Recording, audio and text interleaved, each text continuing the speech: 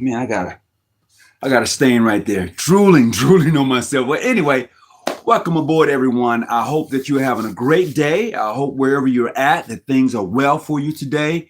So today, the topic is a European mindset regarding Freemasonry. And the topic of discussion is Masonry being universal. It should not have a particular mindset, because it involves a duplexity of multiple cultures that are involved in Freemasonry. So our topic today is going to be a European mindset of Freemasonry. And my question is going to be to you: are you practicing a European mindset of Freemasonry? Now, I've been around Freemasonry for a minute, close to 40 years.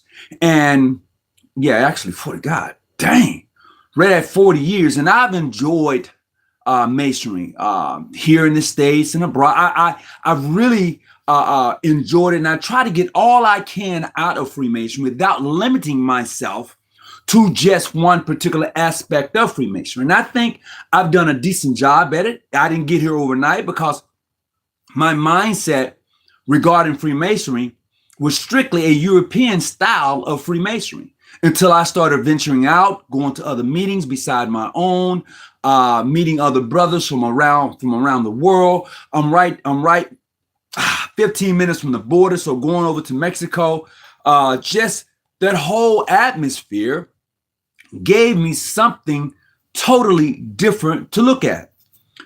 And I say that because earlier last year, I had the opportunity to go and see the inaugural ceremonies for a Masonic lodge, all Hispanic, working under the California Grand Lodge of Free and Accepted Masons. They have an all Hispanic lodge working their own rights. Hear what I say.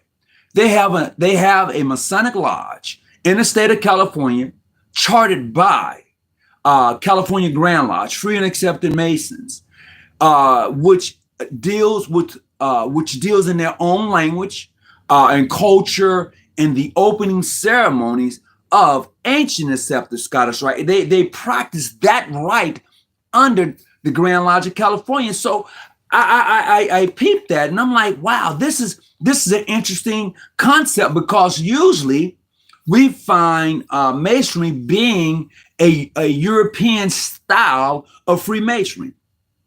However, I believe that we all should look at Freemasonry as a universal thing, because it's never done the same no matter where you at. I don't care what's the name of your Grand Lodge and who you are. No matter where you go, it's not going to be done the same. And what I've found is that for most of us who are stuck here in America per se, I mean, when I say stuck, you don't leave the country, you don't travel outside of the country. Your mindset regarding Masonry, for the most part, not all, but for the most part, is going to be one-dimensional. It's going to be to the fact that you're going to think this is it. The way I do it is right, no matter what anybody else says, and that is totally incorrect.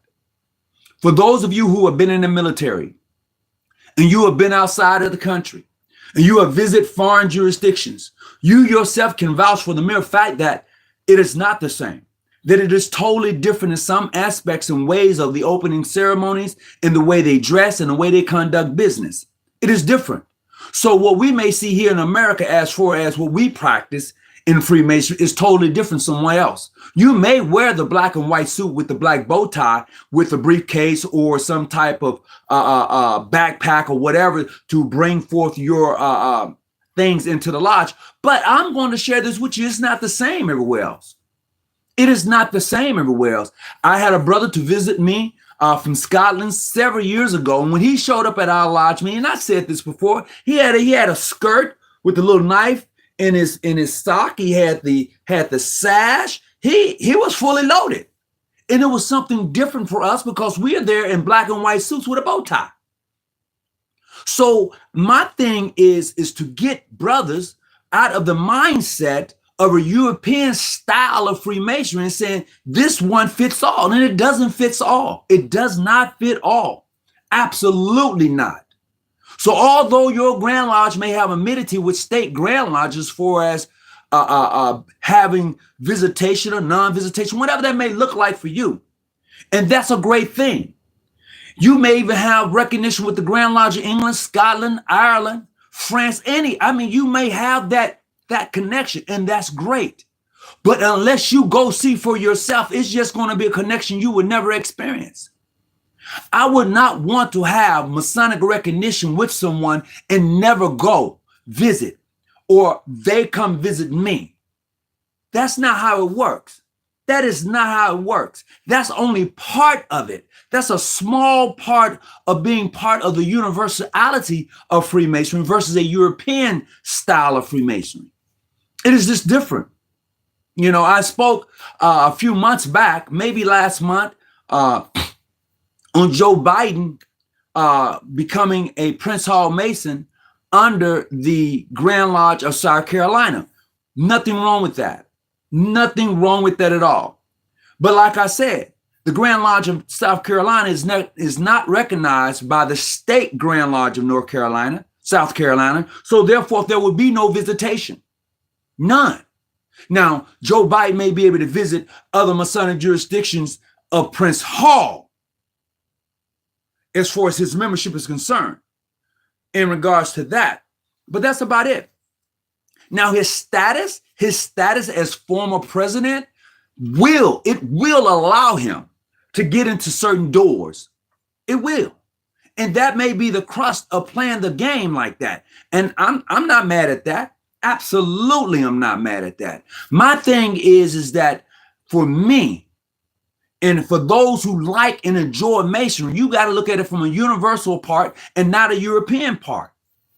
You can't just say I'm here, and you never enjoy the how did that sister say to me? The wages.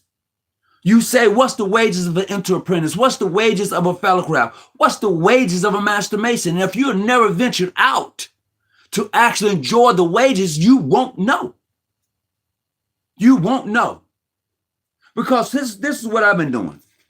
This book right here, I'm quite sure you can see it. This book right here. Yeah. That book right here. In reading this book, it shedded a lot of light on the different perspectives of Freemasonry. It did that for me. And I'm going to share this one. This one right here.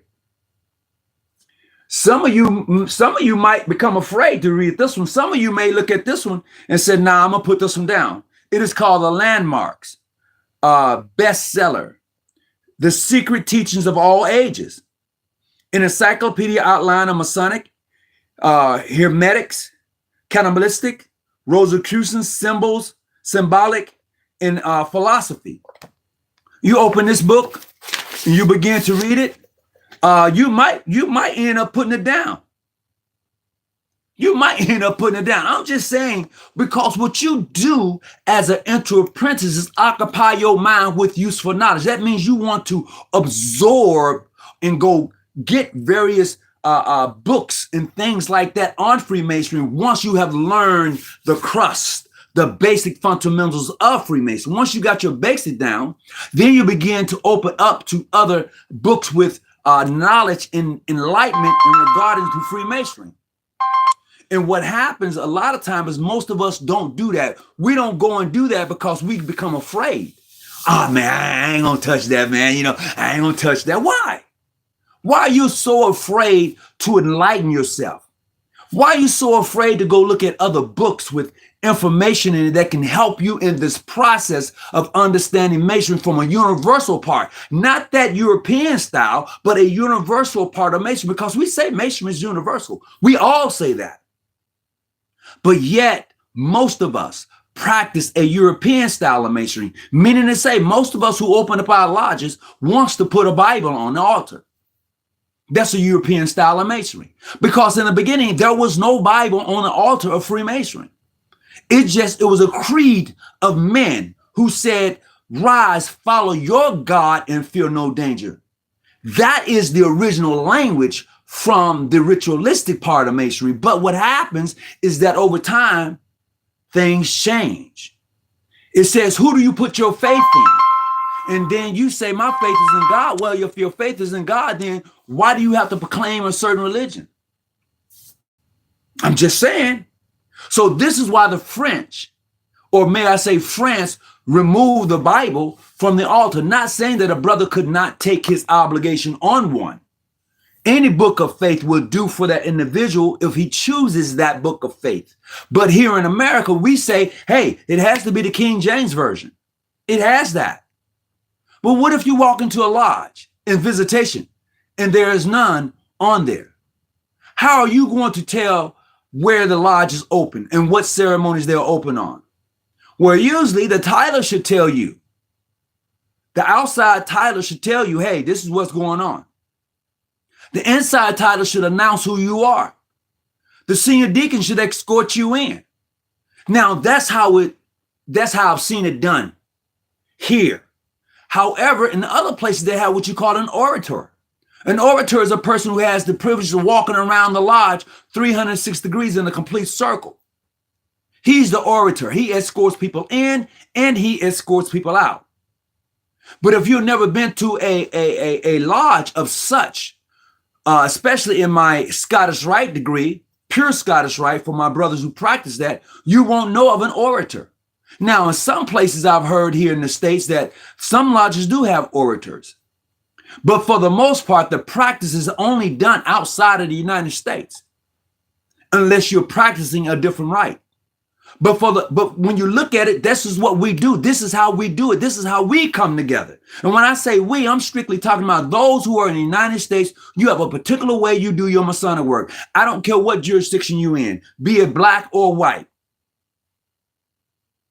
Plain and simple. Now, your lodges may not have the Masonic recognition to go visit, but you're doing the same thing. Absolutely, you are. Now, some of you may say, well, no, our obligations is a little different. And they are.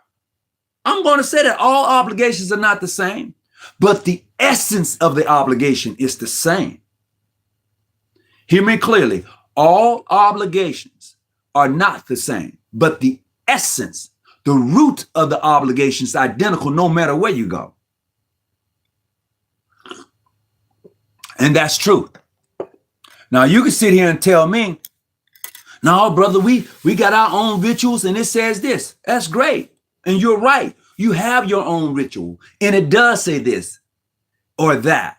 But the essence of the obligation itself, the creed that men takes a part of in the rites and ceremonies are non-changeable. Non-changeable. You may open a little differently. You may say words a little differently. You may do hand movement just a slight differently, but the essence and the root is the same. It's identical. So look, I want to greet everybody who's coming in. What's going on, Brother Williams? Lee Andrew, how you doing? I appreciate everybody popping in. Awareness Daily, what's going on with you? I appreciate everybody who's popping in. And if this is kind of helping you along the way, that's great, man. If you are into apprentice, a fellow craft, a master mason, or 33rd, whatever that may be, if this is kind of helping you to see Masonry from a different perspective, that's great, because that's what I want. I want you to see Masonry from various points of views and different perspectives. And I want you to go get various books and read for yourself regarding the craft. There are plenty of books out here, but like I said, this is where I'm at right now. I've had this book for some times, and it has really given me a different perspective in regards to the rites and ceremonies that we practice. And this one also, because in this particular book right here, what you're going to find is you're going to find the ritualistic ceremonies in this book. The Egyptian Book of the Dead. You're going to find those ceremonies that you do in your lodge in this book. You're going to find it. Yeah, you're going to find it. The ideal is most of us get spooked when it comes to reading things other than the Bible. You do. You get afraid. Oh man, no, I can't do that. No, man. No. Knowledge is universal. Knowledge, once given, can't be taken away from. Knowledge is something that enlightens you to become better than who you are. Because you tell me, what are you in search of as a Mason? And if you give me a correct response, then it's unlimited. It is unlimited. Such as the teachings of secret geometry. You know, I started to kind of take a look at that, and I'm like, oh, okay. Okay, let me take a look at that. See, I don't want to be just limited here to a European mindset regarding Masonry, knowing that it's universal. Knowing that as a Mason, you should be able to travel outside the country. Whether a brother can say, you can't visit me, I'm not looking to visit you. I'm not knocking on the door to ask you to come in. I'm going places where I'm respected and accepted. And every Mason should do that. Every Mason should always go where they're accepted and respected. You never want to deal with anybody who do not respect you. You don't. I don't care who they are.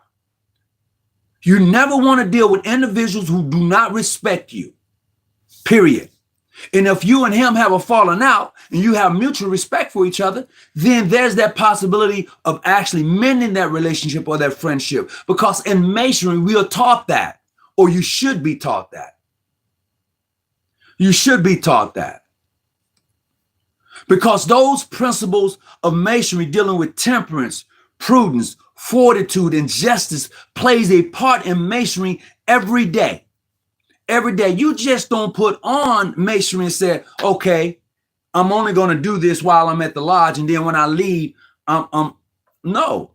You don't give your life to those of you who are Christians. You don't turn your life over and say, I'm a Christian, and then you only on Sundays you're a Christian, or you're a Muslim, or you're whatever. That's a daily walk. That is something you do every day to improve who you are. You don't take new wine and pour it into old a bottle. You don't do that. No, you don't do that at all. Nope. At least I don't do it. You might do it. I don't do it. I don't do it. So look, it's been a while since I've been on this time of day. So I had to come on and man, I'm like, wow, let me go do something real quick and just share with you what I've been reading, what I've been looking at. Kabbalium. Did I say that right? Kabbalan. If I'm mispronouncing the word, Lee Andrew, I apologize, but I know what you're talking about. I have a ritual on that. Nelson Mandela was a king.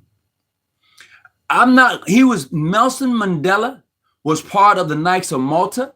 Now, the Knights of Malta, although you may find them in the Scottish Rite on the York Rite degree, you may find it there. However, the Knights of Malta is a totally separate organization than that of the Freemasons. I'm going to say that again. The Knights of Malta is totally a separate organization from Freemasonry, although you may find it on the York Rite side, which is mainly practiced here in the United States. The way we practice it, you have the Knights of Malta, the Knights of Temple, the Knights of something else is over there. I can't think of it right now.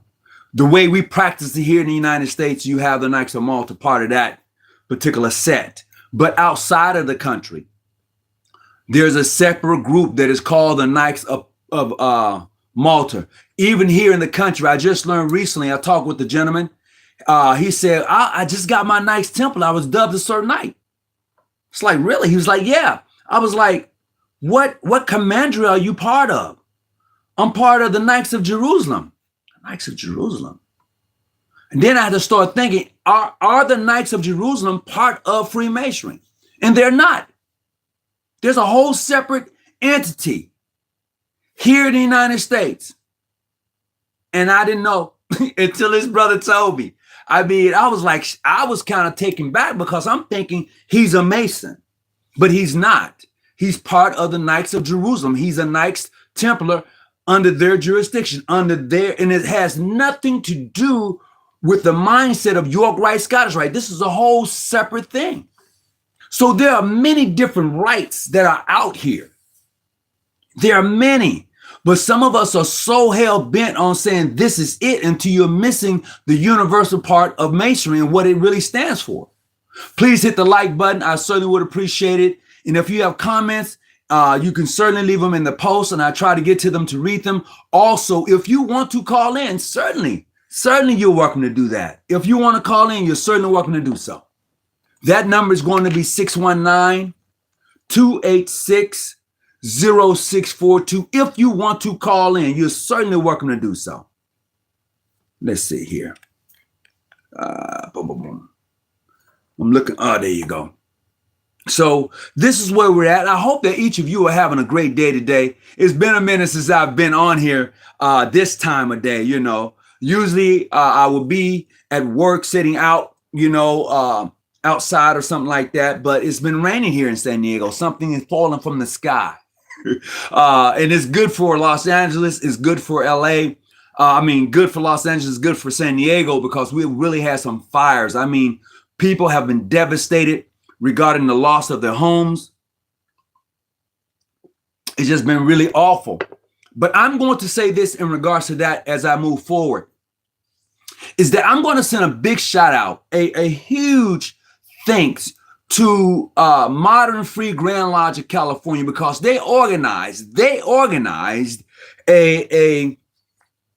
truck. They got it's not a semi. They did the next thing to a semi, filled it up, drove it to Los Angeles, and was able to help service those who had lost homes. They did that. Also, I'm going to send another shout out to my brother's keeper here in San Diego, Mosque number 8, under the guidance of Wali Ali. He was able to do the same thing. And both of those organizations ask that the community assist. And I'm going to send a big shout out to the Brothers of the Craft, who went and assisted in helping to make sure that this thing actually happened. I mean, this is what we're all about. You're just not about going to your lodge meeting and, I got this grip, I got that grip, this is okay. No, it's bigger than that. And when you see Masonry from a universal point of view, you are involved with everything. Everything. If you're going to help shape and make someone's life better, you need to be involved with everything that's going to touch people.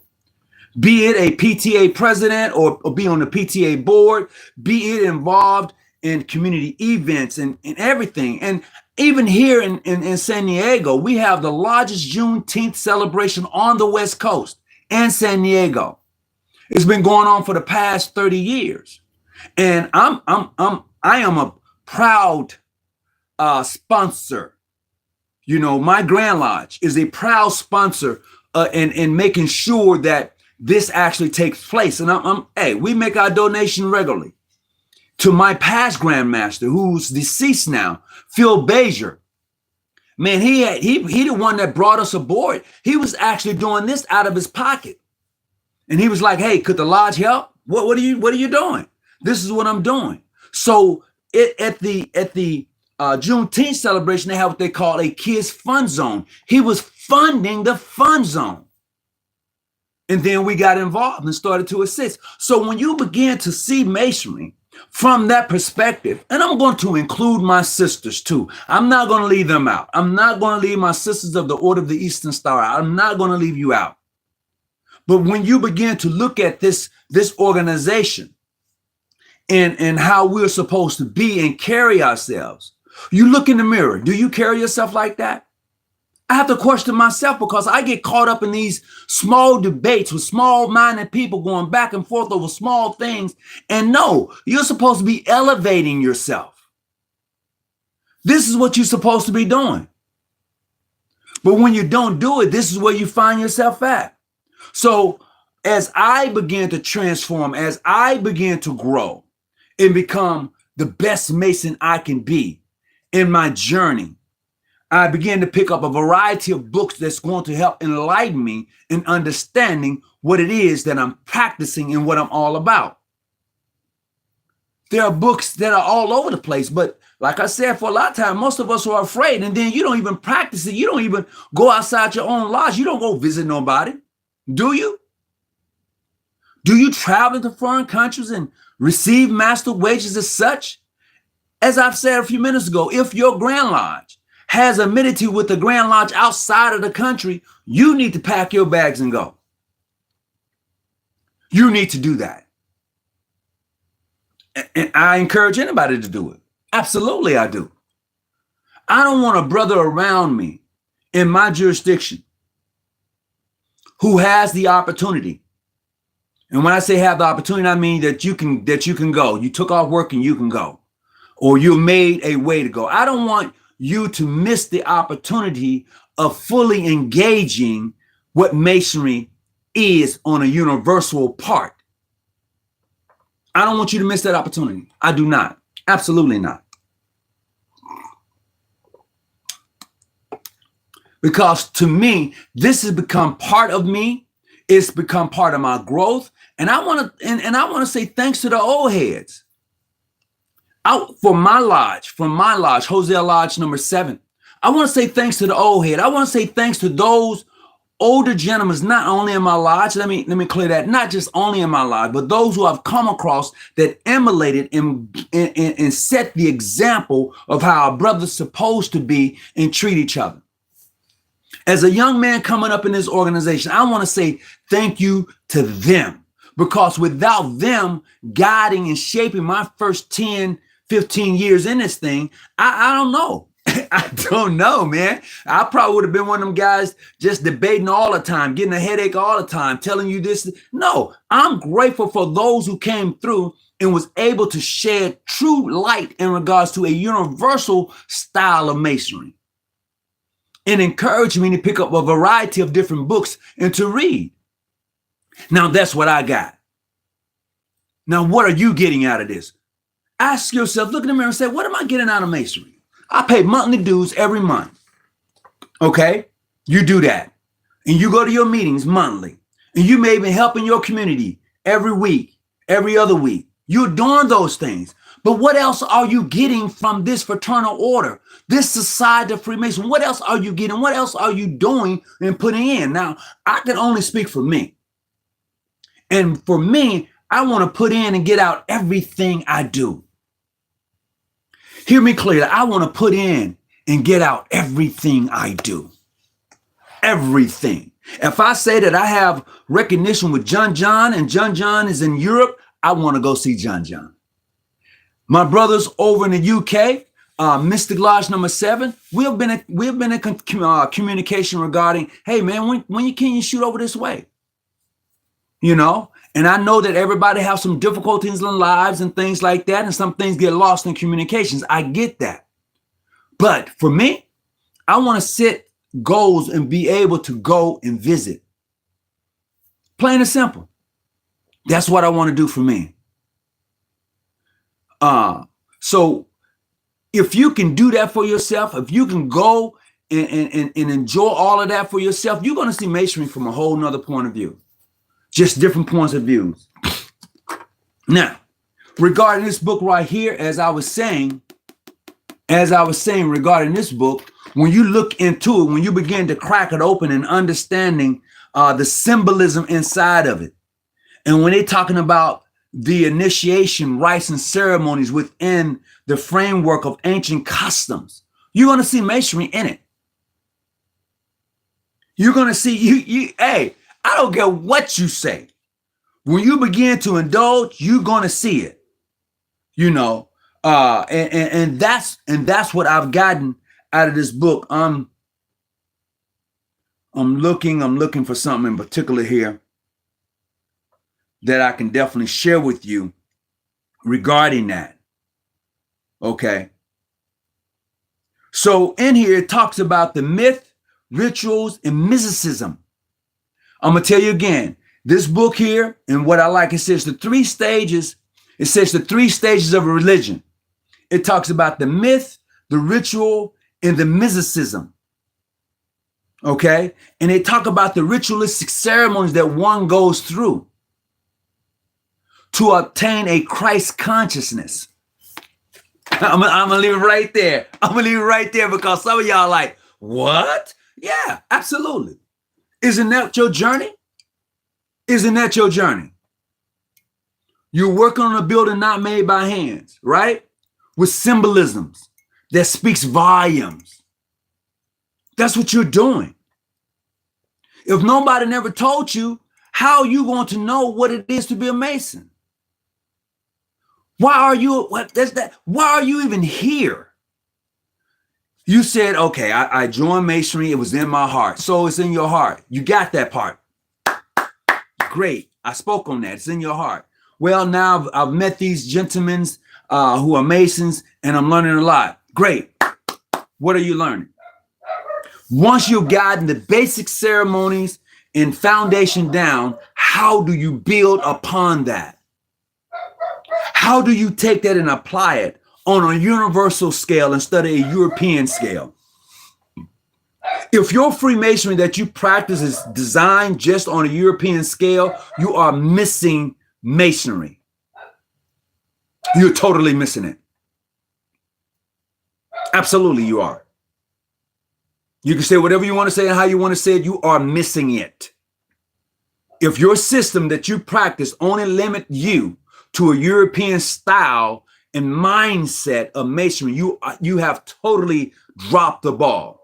It may be in your heart, and I can appreciate that. You may have been initiated in a regular constituted lodge of Masons. I can appreciate that. But if your mindset just limits you to a European style of Masonry, you are missing it. And it is not to diss or disrespect you at all. It is not. It is to clearly say that you have limited yourself to a style of Masonry that's it. That's just like buying a car. You got the Mercedes and that's it. So you don't want to try the Phantom Maybach.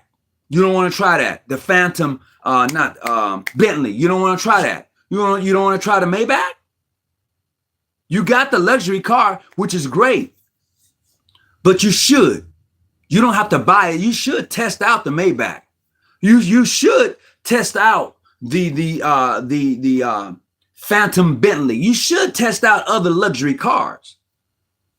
Now you got the one you want, but there's nothing wrong with testing out other cars. There's nothing wrong with it at all. You don't have to buy it. You can just go test drive it and say, I've test driven it. It was a nice car. And then come on back and get in your own car and go on about your business. And that to me is how I view Masonry at times. I want to go see what it's like over here. I want to go see what it's like over here. I know what it is here. I got the luxury car here. I want to go check up under the hood over there and see how maybe I can add something from them and bring it here to enhance what I'm doing here. And we've absolutely did that. I cannot lie. My Grandmaster Calvin Sanders, myself, Brother Darnell Stevens, who's now in where's Darnell at? Darnell is in Houston. There were times that we would get in my car, it would be seven men. Let me see, it would be 6 of us. Yeah, it would be 6 of us. I said 7, but it was actually 6 of us. We have gotten, if you know anything about California, we have driven from San Diego to Hemet, which is another hour and a half, 2 hours away from where I live. You drove from Hemet all the way to Los Angeles, had lodge meeting at 7 o'clock, didn't leave until 12 because of the Hispanic brothers was doing their initiation rites and ceremonies. We went and we seen that. We was like, man, I like that. We're going to add that into what we do. And we did. Absolutely we did. You know why? Because it enhances the order. It enhances the society. It enhances what you do. You're not doing what everybody else is doing. What you're doing is bringing in different flavors for your cake, for your dessert, whatever. You're bringing in those different elements of masonry that makes you stand out. That's what you're doing. I know Brother Calvin Brumont, who practiced Scottish Rite Masonry. And he's really into it. Him and Brother AJ, some of the other brothers in that jurisdiction. And he's just totally just blown up. He's totally engulfed, engraved in that aspect of Masonry.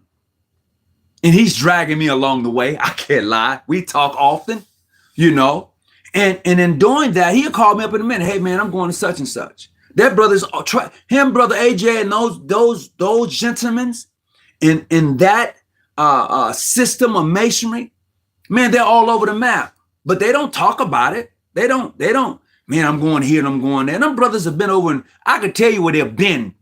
They've been to France, okay? They've been down to Mexico. They have been here in the States up to the San Francisco. They have traveled and enjoyed the craft. They've come to visit me. You know, we've done rites and ceremonies in the deserts. And that's it. You can't just be and say, oh, I'm a Mason. Well, where have you traveled outside of your own jurisdiction, outside of the States?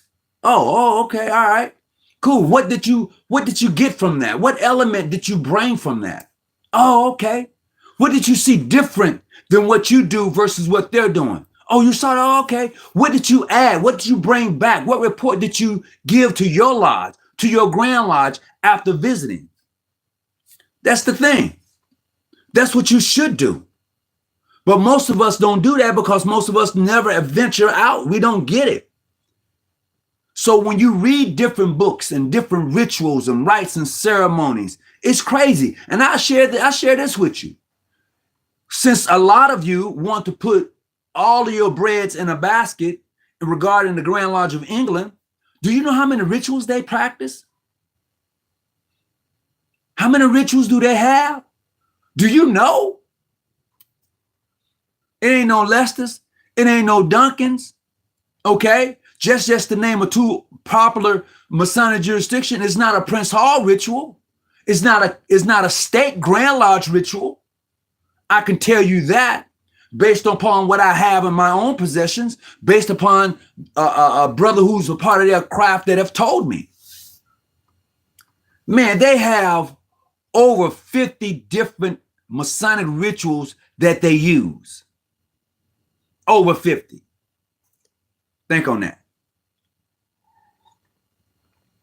Over 50. Absolutely. And you think because of your small Masonic mindset that you're gonna venture out and go, and then once you get there and you telling them that's not how we do it? I made that mistake. I made that mistake in my journey. I was visiting a lodge and I approached the altar and I looked and I was like, it's cloudy. And I've told this before, but the worshipful master said, senior deacon, attend the altar. Senior deacon attended the altar. He looked, he said, it's clear. He said, Hawkins. I said, yes, worshipful. Look at the two great lights. Look at the two great lights. And I did. He said, what did this tells you? Oh, we're Master Mason. I said, okay. He said, what scripture? I looked and said, it's not the scripture that I'm used to, sir. He said, it doesn't matter. That's the look I gave. Like, what? Everybody, no, everybody doesn't. Everybody don't. Absolutely not. But that's the mindset. That's a European mindset. Everybody does it. Everybody doesn't. Everybody do not do it that way. Yeah, they do. No, they don't. They don't. But that's the mindset that most of us have when it comes to Masonry. You have to have the Bible open on a certain passage. No, you don't. That's a European style. That's what they say. And if that's what you do, that's what you do. I'm not saying that it's wrong. I'm saying you can't kick anybody else for saying that we don't do that here. You can't do that. Do me a favor, hit the like button, please. And not only that, if you got comments, you want to leave something in there, you're certainly welcome to do so. And we can get this in. We can actually get this in. What's going on? I think that's Brother Diaz. What's going on, Brother Diaz? Oh, I didn't see that Masonry was originated from Rosicrucians. I I don't know. I'm not gonna say that. Excuse me just a second.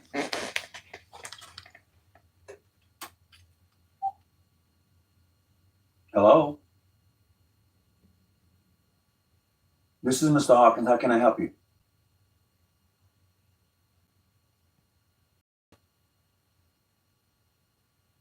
Right.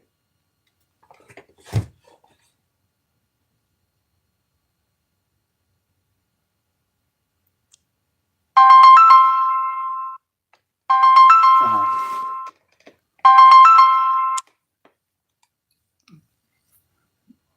Sir, I apologize, but I'm in a meeting, a live meeting on Zoom. I'm gonna have to cut you short, okay? I don't mind you calling back. That's okay, but I do have to cut you short. Okay? Just call me back in about 30 minutes. Okay. Mm-hmm. Mm-hmm. Sorry about that. Man. My apologies. I thought that was someone else. I was waiting on a phone call. But back to what I was saying in regards to the different aspects regarding masonry. And the brother mentioned here that masonry came out of the Rosicrucians, and I'm not sure of that because of the aspects and different readings that I don't necessarily have dog in that fight to say it came out of there, because it's tons of information. Once you begin to engulf yourself in it, all of that's going to change. Everything you thought you knew about masonry, when you begin to really indulge in it, that mindset is going to change.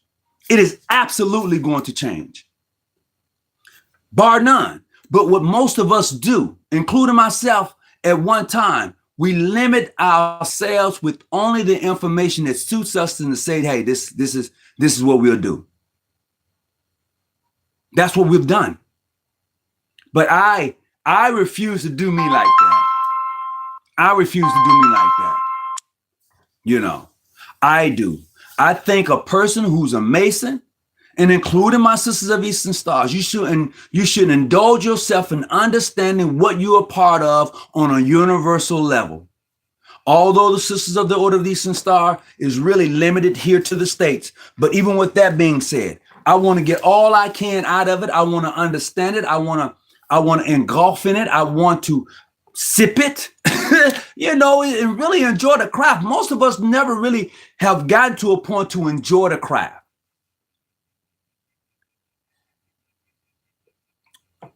Yeah, I was like that. Absolutely, I was like that. Never gotten to a point to really engage and enjoy the craft. You know why? The reason most of us hadn't gotten there is because of who we are around. I don't care what your jurisdiction is. I don't care if you call yourself mainstream, PHO, PHA, international, ancient free and accepted Masons. I don't care. I'm saying the reason most of you don't enjoy masonry as you should really enjoy it is because of the people you're around, because of the craft, because of some of the brothers you're around. Here's what they tell you. No, man, don't talk to him. Oh, man, he ain't about nothing. Get to know that person that's telling you he ain't about nothing. Find out if that shit is true. I'm not going to base my relationship off of anybody else other than my own relationship with you. And especially as a brother Mason. No. If you tell me, hey, Hawkins, Brother Tony Muhammad, whichever one you want to use, I'm okay with it. We just meet. Oh, yeah, I'm part of the craft. You are? Well, where you hail from? I'm from such and such and such and such. Oh, okay, great. It's a pleasure meeting you, brother such and such.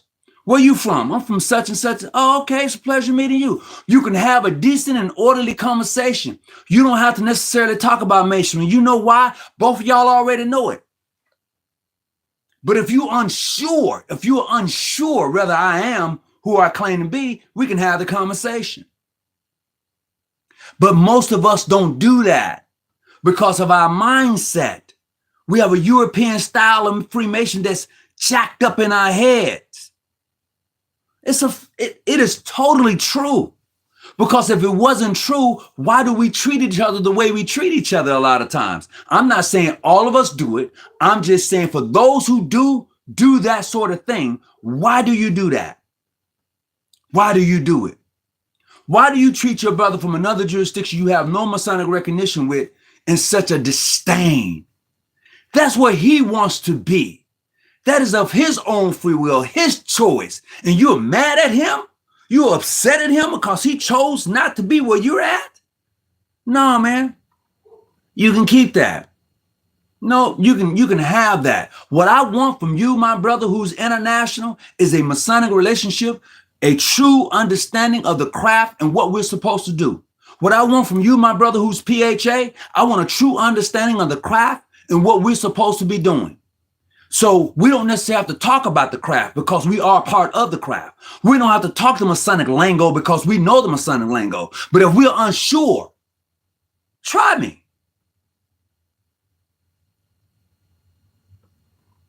That's all. If you're unsure, and if you do not want to have the conversation, then don't have it. Don't have it if you don't want to. It's quite all right. It's absolutely okay. Absolutely. So as we begin to get involved, as we begin to grow, as we begin to become and have that a better understanding, not a full understanding, but a better understanding, because I could tell you now, where I was at 2 or 3 years ago is totally different from where I'm at now. It's different. Man, I've seen some things. I've enjoyed the craft from many points of views. From where I was 3 years ago, man, it is just totally just boop.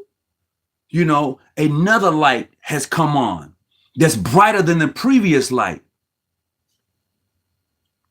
Absolutely. Another light has come on that was bigger than the previous light. Absolutely. Nah, I'm about allowing my light to shine. That's what I'm going to do. That's me. I'm going to let my light shine. And I was talking with brother Solomon. And he's out of Prince Hall Grand Lodge of PHA, not Prince Hall, but PHA. Let me make a distinction. He's out of PHA Grand Lodge of Philly. And he and I often communicates daily. I mean, he's hitting me up every day, sending me information every day. Check out this lecture. This brother is pouring it in me like you don't know what. And I can't respond to everything he sends me. But in respect to who I am and in respect to who he is, our communications and what he's trying to enlighten me on goes far beyond our Masonic jurisdiction. And I've been messing up his name since the day he told me. It's a fact. And when he see this, he gonna like, yeah, he's been messing up my name. Absolutely. But it's no disrespect to him that I've done it. It is not on purpose. It's just what it is. I'm gonna be totally honest with you. Anybody who know me. And that's a fact. No doubt about it. So I've seen some people peep in and peep out. And it's funny. You know, I've had people say, man, I'm gonna come on here. I got something to say to you. I want to do this. And I invite you to come on. Come on, man. Come on, have the conversation. And then you give me all types of excuses why you can't. I'm not here to go ham on anybody. I'm here to actually learn. And what I do here is share with you what I've learned from a variety of brothers of the craft from everywhere. That's all I'm here to do. That's all I'm doing. Absolutely. I just posted on my own Facebook page our Masonic amenity with the Central Grand Lodge of Peru. And in reading that, I forgot that we had did that some years ago under Grand Master Michael P. McCulley. And I was going back and I was looking at this video. I said, let me post this. It's something that I had totally forgotten about. But in sharing that, I'm like, man, look at the journey. Look at what you've done. Look at all of that and how it has helped to develop me and to be the best Mason I can be, because that's what you should be doing. That's what you should be doing. It's okay to debate history. It's okay to talk about it, to go back and forth. All of that stuff is good. But unless you are getting the basic fundamentals and understanding what Masonry is, and unless you are taking full advantage of your, as a Mason in traveling and meeting brothers from across the borders, from across the waters, unless you are doing that, you are wasting your time. Unless you are engaged in the aspect and understanding the true principles of the brotherhood, you are wasting your time. Plain and simple. That's what you're doing.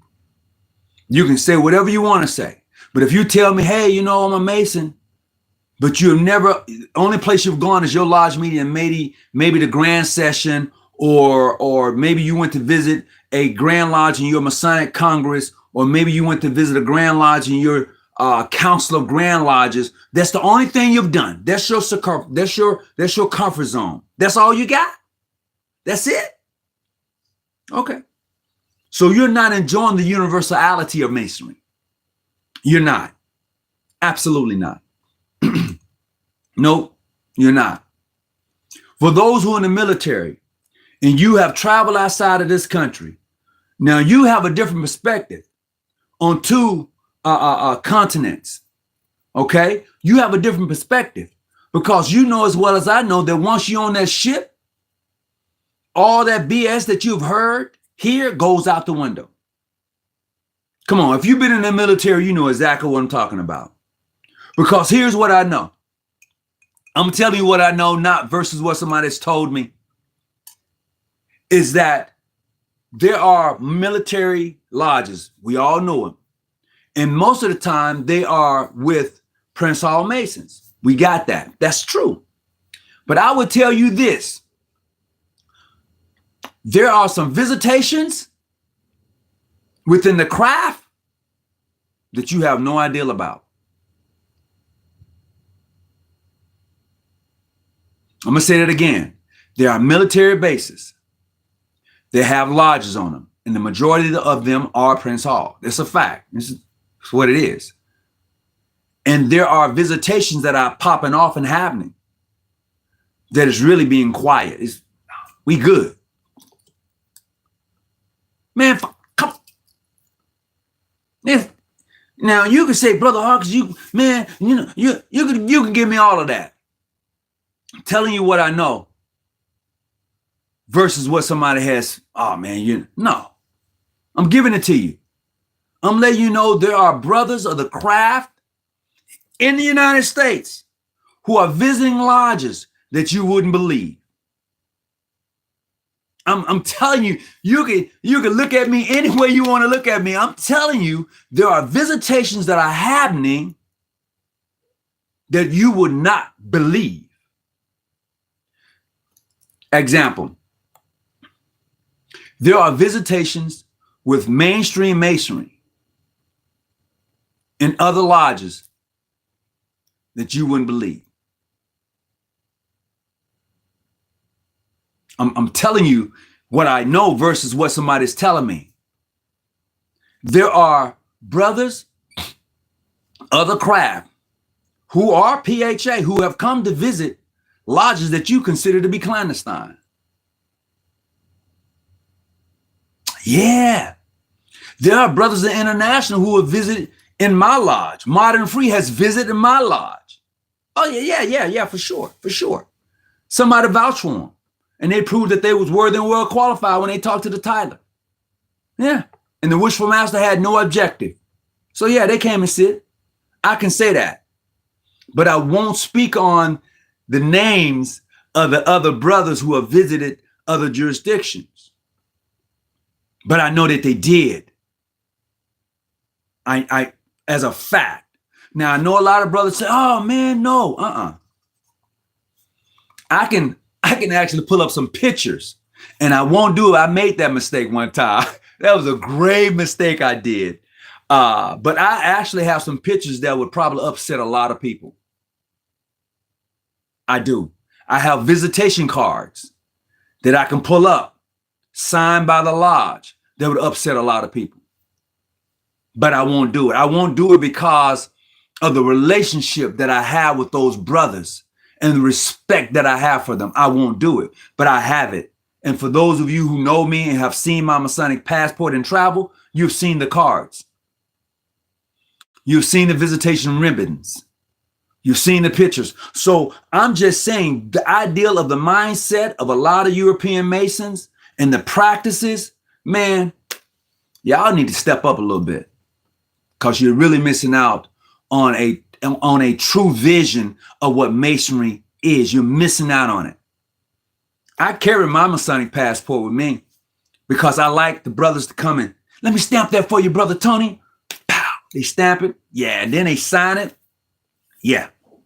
When I was in Denver a few years back, and the captain of Delta, the plane I was flying on, seen my jacket I had on, he came and sat beside me. He said, and I've told this before on some other videos.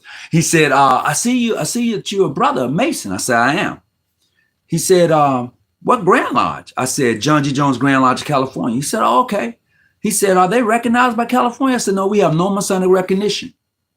He said, okay, great. I said, what Grand Lodge you in? I'm part of the Grand Lodge here in Denver, Colorado. I said, oh, okay. I said, it's a pleasure meeting you, brother. He said, it's a pleasure meeting you. He said, where are you sitting on the plane? And I told him, he said, well, I'll tell you what, if I got a seat that is closer up, maybe even in first class, if I got that seat that's vacant, would you like to sit there?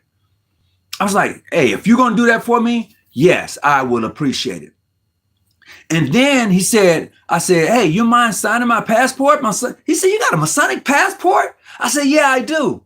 He stamped it. Bam. When I say stamped it, he wrote his signature. He wrote the name of his lodge. He gave me his Delta card, his phone number. He put it all there.